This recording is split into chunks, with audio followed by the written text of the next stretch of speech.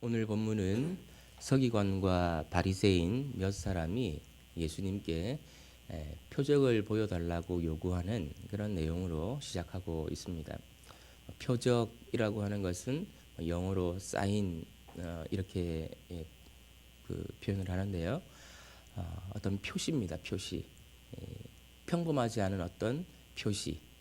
기적과 비슷한데 기적과는 좀 다른 거기에 어떤 의미가 담겨 있는 그런 어떤 표시를 요구하는 것입니다. 예수님이 그리스도라는 하나님의 메시아라는 그리고 하나님의 일을 하고 계시다는 분명한 표시를 보여달라 그렇게 예수님께 요구를 한 것입니다. 서기관과 바리새인 몇 사람의 이 표적 요구를 우리가 어떻게 받아들여야 할까요? 정말 예수님이 어떤 분이신지를 확정짓고 알고 싶은 마음에서 그럴 수도 있는 순수한 동기에서 나오는 그런 표적 요구로 우리가 받아들일 수 있을까요?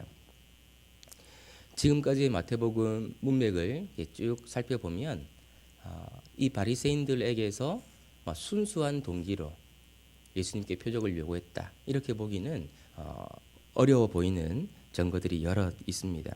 무엇보다 예수님은 현재 당신이 하나님의 일을 하고 계시다라는 것을 이미 많은 표적들을 통해서 보여주셨기 때문에 그렇습니다. 오늘 본문이 속해 있는 조금 더 큰 단락의 앞부분에 보면 예수님이 안식일에 한쪽 손 마른 사람을 고치신 이야기가 나옵니다. 이것은 아주 중요한 표적이거든요. 안식일이 예수님에 의해서 성취되고 있다라는 사실을 보여주는 그런 중요한 표적이었습니다. 그리고 그때에 귀신 들려 눈 멀고 말 못하는 사람을 데려왔을 때 예수님이 귀신을 쫓아내시고 그 사람을 건강하게 회복시켜 주셨습니다. 이것도 아주 중요한 표적이었습니다. 하나님이 예수님 안에서 역사하고 계시다라는 표적이었고요. 하나님 나라가 이 예수님을 통해서 이미 이 땅에 임했다라는 사실을 보여주는 표적이었습니다. 이미 예수님은 여러 표적을 보여주셨던 것이죠. 그런데 이 표적에 대해서 바리새인들이 보였던 반응이 무엇이었습니까? 예수님이 귀신의 왕 바알세불을 힘입어서 귀신을 쫓아낸다라는 것이었습니다. 검증되지도 않았고 검증할 수도 없는 악의적인 비방을 한 것이죠. 말로는 표적을 요구하지만 실제로는 표적을 받아들일 준비가 전혀 되어 있지 않았다 이렇게밖에 볼 수가 없습니다. 원래 표적이라고 하는 것이 그런 것이거든요. 믿음으로 바라보는 사람에게는 그것이 이렇구나 하는 깨달음을 주는 것이지만 믿지 않고 있는 사람에게 표적이라고 하는 것은 별 의미 없이 지나가 버릴 수 있는 그런 일일 수 있거든요. 일어날 수 있는 어떤 기적 그 외에 더 중요한 의미를 갖지를 않습니다. 지금까지 본 표적에서 뭔가 깨달음이 없었다면 또 다른 표적을 본다 해도 보여준다 해도 마찬가지일 것입니다.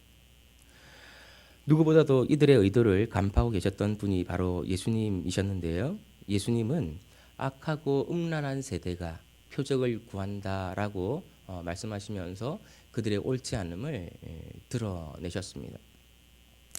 악하고 음란한 세대라고 예수님이 표현하셨는데 음란하다라는 이 표현은 구약 성경에 자주 나오는 그런 표현인데요. 간음이라고 표현하기도 하고 통상적으로 하나님과의 관계에 불성실한 것을 나타내는 은유적인 표현입니다. 하나님과의 관계에서 옳지 않다라는 것이죠. 형식적으로는 제사도 지내고 하나님을 잘 섬기는 것처럼 보일 수도 있지만 마음으로는 하나님을 거부하는 상태에 있는 그런 상태를 음란한 상태 또는 간음했다 이렇게 표현하기도 합니다. 하나님이 예수님을 통해서 지금 일하고 계시는데 그 예수님을 거부하는 것이기 때문에 악하고 음란한 것이다 이렇게 예수님은 평가를 하고 계시는 것이죠. 그런데 예수님의 답변도 다소 모호한 면이 있습니다. 우리 39절 말씀 다시 한번 읽어보겠습니다. 예수께서 대답하여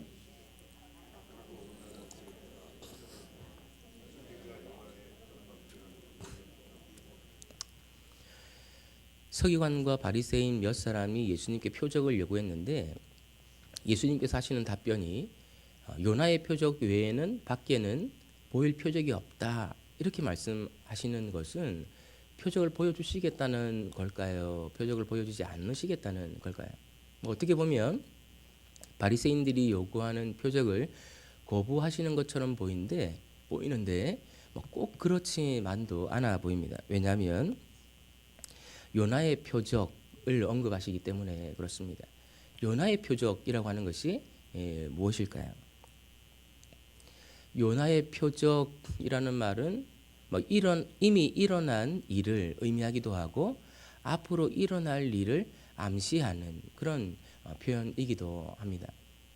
요나의 표적이라는 말은 요나 그 자체가 하나의 표적이다 이런 의미를 갖고 있는데요.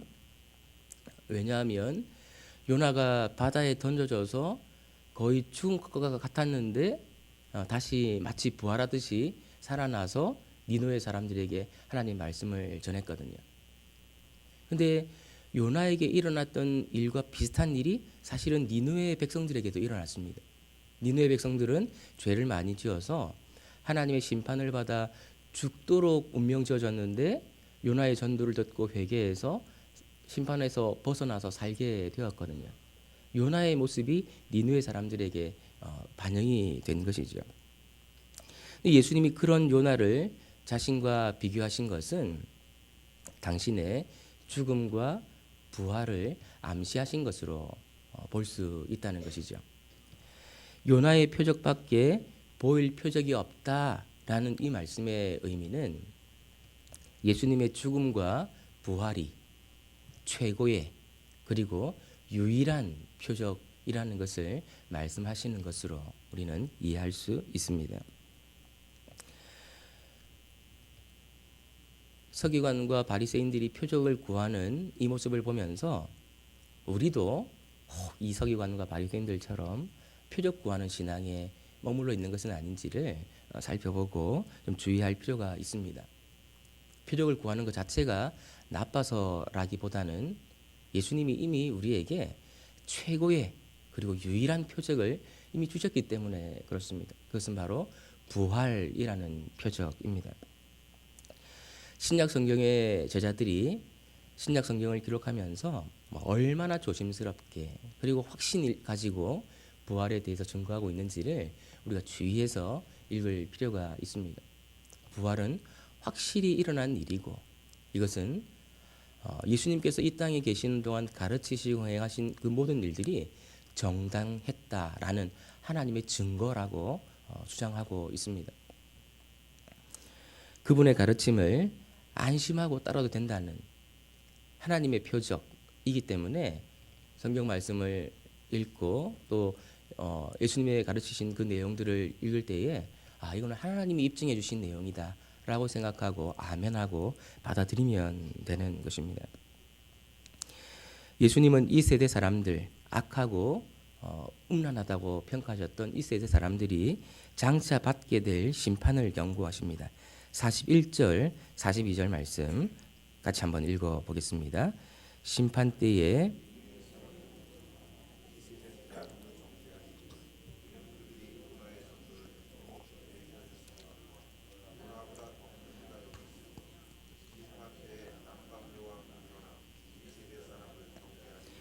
이는 그가 솔로몬의 지혜로운 말을 들으려고 땅끝에서 왔음이거니와 솔로몬보다 더 큰 이가 여기 있느니라. 예수님은 여기서 두 부류의 사람들을 대조하십니다. 니느웨 사람들과 2세대 사람 그리고 남방여왕과 2세대 사람 이렇게 두 부류를 비교하시면서 메시지를 주십니다.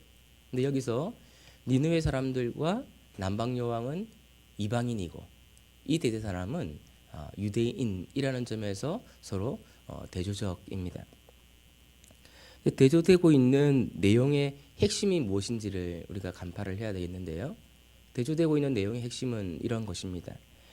니느웨 사람들은 이 세대 사람들, 예수님 당시의 사람들보다 훨씬 적은 증거를 가지고도 회개라고 하는 마땅한 반응을 나타냈다는 것입니다. 남방 여왕은 이 세대 사람들이 듣고 있는 예수님의 권위 있는 말씀보다 훨씬 질이 떨어지는 솔로몬의 말을 들으려고 먼 길을 마다하지 않는 수고라는 마땅한 반응을 나타냈다라는 것입니다. 이 세대 사람들은 이미 주어진 표적들을 통해서 많은 증거들을 가지고 있고 또 예수님의 지혜롭고 권위 있는 가르침을 들었음에도 불구하고 마땅히 보여야 될 반응을 보이고 있지 않다라는 것을 예수님이 지금 지적을 하고 계시는 것입니다. 예수님께서 말씀하시는 내용들을 다시 한번 생각해 보십시다. 예수님은 지금 예수님의 말씀을 듣고 있는 사람들에게 그냥 쉽게 믿으라고 말씀하시는 것일까요? 한두 가지 기적을 보여줬으면 믿어야지 왜 그걸 빨리 믿지 못하느냐고 책망을 하시는 것일까요? 그런 것으로 보이지 않습니다. 예수님 시대의 유대인들은 이미 많은 증거들을 가졌고 그 증거에 따라서 책임 있게 행동할 것을 예수님은 요구하고 계시는 것입니다. 한두 가지 기적 보여주고 표적 보여주고 왜 안 믿느냐 이렇게 다그치는 것이 아니고 이미 충분한 표적을 보여주셨고 증거들을 제시하셨기 때문에 이제 그것을 보고 들었던 사람들이 스스로에 대해서 책임 있게 결정하고 판단할 것을 요구하고 계시는 것입니다. 우리는 복음서에서 그런 사람들이 있었다는 사실을 지금까지 묵상해 왔습니다. 대표적인 사람들이 바로 예수님의 제자들이었습니다. 그들은 예수님의 가르침을 듣고 예수님이 행하시는 일들을 보고 분별하고 판단하면서 예수님에게 내 모든 것을 걸어야 되겠다라는 책임 있는 행동을 했습니다. 그 외에도 중풍병 걸린 하인을 두었던 한 백부장, 그리고 중풍병자를 침상에 누인 채 예수님께 데리고 왔던 사람들, 그리고 예수님을 따랐던 많은 여인들, 그들은 생각이 짧은 그런 사람들이 아니고 일어나는 여러 가지 일들, 예수님의 가르침들을 듣고 행하는 일들을 보고 분별하고 책임 있게 행동을 해서 이분을 따라야 되겠다, 따르기로 결심을 했던 그런 사람들이었습니다. 이런 책임 있는 행동은 오늘 우리들에게도 여전히 요구가 됩니다. 그분의 사역을 보면서 마태복음을 쭉 묵상해 오시면서 내가 이분을 어떤 분으로 따라야 될지 그것을 내 스스로가 책임 있게 분별하고 합당한 반응으로 행동을 해야 되는 것이죠. 예수님은 그것을 우리에게 요구하고 계십니다. 니느웨 사람들을 언급하시고 남방 여왕을 언급하시는 이유는 많은 표적을 갖고 있는 너희들이, 그리고 이 복음서를 읽고 있는 여러분들이 왜 책임 있는 반응을 보이지 않는가, 그것을 우리에게 물으시는 것과 같은 것입니다. 그 책임 있는 행동이라고 하는 것이 무엇입니까? 복음서에서 그분이 요구하시는 것처럼 예수님이 우리 인생의 모든 영역에서 참으로 주가 되시도록 하는, 이것이 책임 있는 행동입니다. 어떤 영역에서만 나를 도와주십시오가 아니고 내 인생의 모든 영역에서 나의 주가 되어 주십시오 라고 하는 것이 책임 있는 행동입니다. 복음서의 증거들을 읽어가고 있으면서도 예수님께 적절한 반응을 보이지 않는다면 너무 적은 증거를 가지고도 합당한 반응을 보였던 니느웨 사람들, 그리고 남방 여왕이 심판대에 우리를 정죄하게 될 것입니다. 예수님의 말씀에서 한 가지 더 주목해야 할 것이 있는데요. 그것은 들음의 중요성입니다. 니느웨 사람들은 요나의 전도를 듣고 회개했습니다. 어떤 놀라운 기적을 보지도 않았습니다. 남방 여왕은 솔로몬의 지혜로운 말을 들으려고 땅 끝에서 먼 길을 마다하지 않고 달려왔습니다. 들으려고, 좋은 말씀을 들으려고 온 것이라는 것이죠. 예수님의 사역에서 기적이 차지하는 역할이 있지만 더 중요한 것은 예수님의 가르침, 예수님의 말씀입니다. 예수님은 예수님의 말씀, 예수님의 가르침을 들으면서 생명의 말씀이 여기에 있구나. 이것이 진짜 하나님의 말씀이구나. 라고 감격하고 감탄하면서 듣기를 바라고 계십니다. 그 가르침을 들을 때 그 사람에게 생명이 주어지기 때문에 그런 것이죠. 예수님이 행하신 기적들은 예수님이 하시는 말씀, 가르침이 사실이라는 것을 보여주는 일종의 표적이라고 말할 수 있습니다. 기적에 홀리면 안 되고 더 중요한 것은 예수님께서 가르치고 계시는 그 말씀이라는 것. 그것이 우리에게 진정한 생명을 준다는 것을 다시 이 부분에서도 언급하고 계시는 것입니다. 예수님의 가르침을 귀담아 잘 들어야 되고 잘 깨달아야 됩니다. 그 가르침이 나의 가치관이 되고 나의 사고방식이 될 수 있도록 아는 말씀도 계속 적용하고 해석하고 새롭게 깨닫는 이런 과정들을, 작업들을 우리가 꾸준히 계속해 나가야겠습니다. 예수님은 계속해서 현재 활동하고 있는 귀신을 유비로 해서 이 세대의 사람들이 얼마나 위험한 상태에 있는가 하는 것을 고발하십니다. 43절에서 45절 말씀 우리 다시 한번 같이 읽어보겠습니다. 더러운 귀신이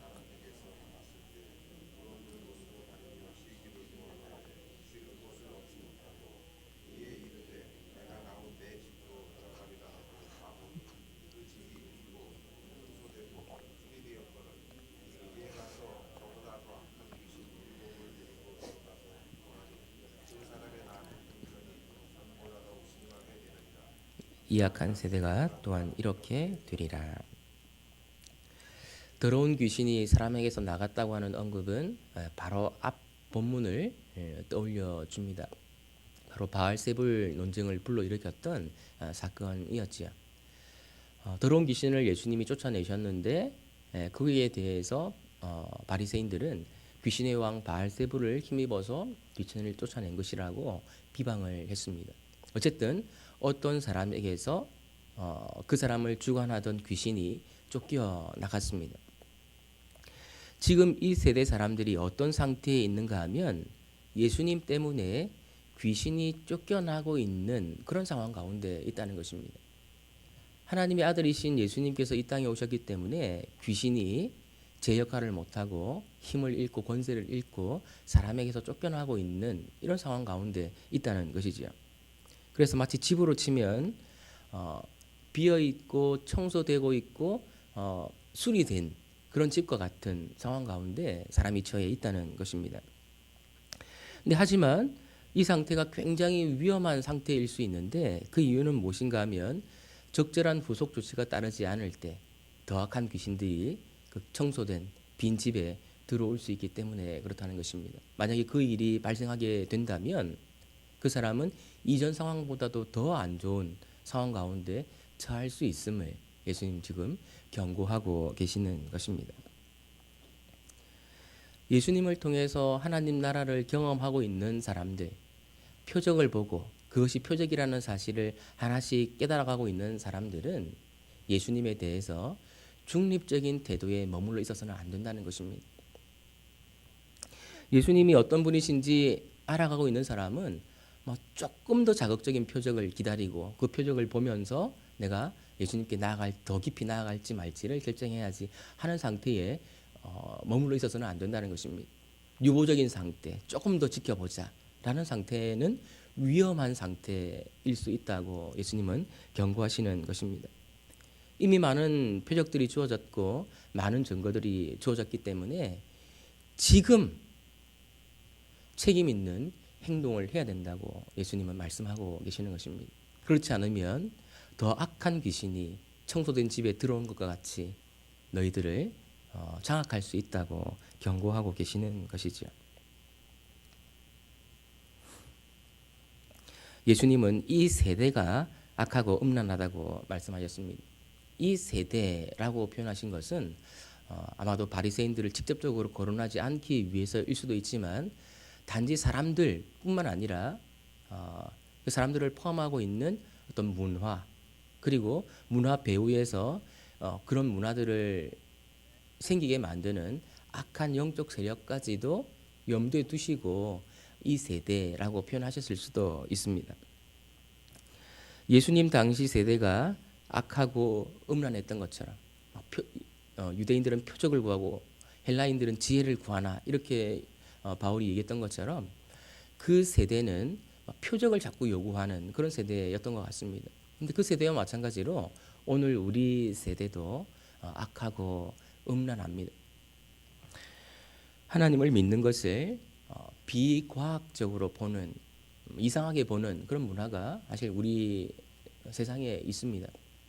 그리고 예수님이든 누구든 누군가를 의지하는 것을 바람직하게 보지 않는 그런 문화가 이 세대 가운데 있습니다. 우리 자신이 인생의 주권자가 되어서 내 인생을 책임져야지 왜 누군가를 의지하려고 해. 그것을 좋지 않게 보는 그런 문화가 있는 것이죠. 이러한 시대가 우리의 실상을 제대로 보지 못하게 하고 우리 문제의 참 해결자로 오신 예수님을 붙들지 못하게 만드는 그런 시대 가운데, 세대 가운데 우리가 살아가고 있다는 것을 잘 기억할 필요가 있습니다. 참된 표적을 예수님이 우리에게 보여주셨습니다. 그것은 바로 부활입니다. 부활을 통해서 완전히 새로운 시대가 이 세상 가운데 들어왔음을 예수님은 또 신약 성경의 저자들은 선포했습니다. 내가 왕으로 살아가는 시대를 선택할지 예수님을 왕으로 모시는 새로운 질서 가운데 속해서 살아갈지 그것을 이제 선택해야 되는, 결정해야 되는, 책임 있게 결정해야 되는 그런 시대가 왔다는 것을 예수님은 말씀하고 있습니다. 좀 더 지켜보다가 결정해야지, 좀 더 지켜보다가 예수님을 나의 진정한 왕으로 모셔야지 라고 했다가는 그 때를 놓쳐버릴 수 있고 아예 그 기회를 잃어버릴 수도 있습니다. 예수님은 바로 지금이 그 선택의 때라고, 이 말씀을 듣고 있는 지금이 바로 그 선택의 때라고 결정하라고 우리에게 촉구하고 계십니다. 이 아침에 오늘 주님이 우리에게 주시는 도전을 마음에 깊이 새기면서 예수님을 내 인생의 진정한 주로, 모든 영역의 주로 다시 한번 세워드리는 시간 되시기를 예수님의 이름으로 축원드립니다. 기도하겠습니다. 우리에게 최고의 그리고 유일한 표적인 부활을 알려주셔서 감사합니다.